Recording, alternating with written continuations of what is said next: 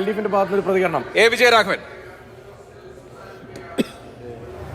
നിങ്ങൾ ഈ രാഷ്ട്രീയ വിശകലന വിദഗ്ധന്മാരൊക്കെ ഉണ്ടല്ലോ, അവർ പറഞ്ഞത്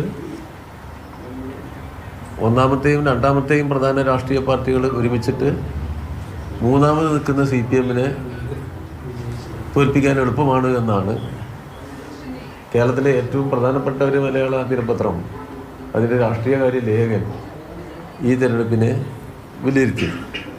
അപ്പം അങ്ങനെ പരിശോധിച്ചാൽ ഇടതുപക്ഷത്തിൻ്റെ രാഷ്ട്രീയ അടിത്തറയ്ക്ക് ഇവിടെ കോട്ടം സംഭവിച്ചിട്ടില്ല. ഇവിടെ ഇടതുപക്ഷത്തിൻ്റെ സ്വാധീനത്തെ നിലനിർത്താൻ തന്നെ ഞങ്ങൾക്ക് സാധിച്ചിട്ടുണ്ട്. അതിൽ ഭയപ്പെട്ടാണ് എങ്ങനെയെങ്കിലും ജയിക്കുക എന്നൊരു തന്ത്രം UDF ഇവിടെ പ്രയോഗിച്ചത്. ഇപ്പോൾ ജമാഅത്തെ ഇസ്ലാമിയുടെ പിന്തുണ പരസ്യമായി സ്വീകരിച്ചു. ജമാഅത്തെ ഇസ്ലാമിയെ അസോസിയേറ്റ് മെമ്പറാക്കി UDF-ൽ.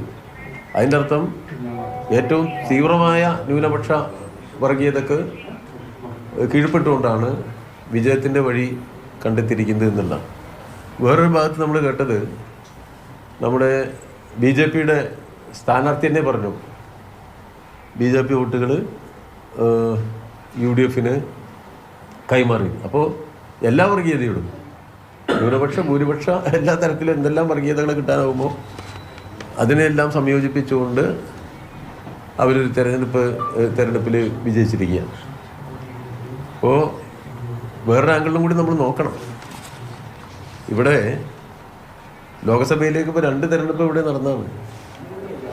2 തെരഞ്ഞെടുപ്പ്. ആ 2 തെരഞ്ഞെടുപ്പുകളിൽ UDF ഭൂരിപക്ഷം എന്ന് പറഞ്ഞാൽ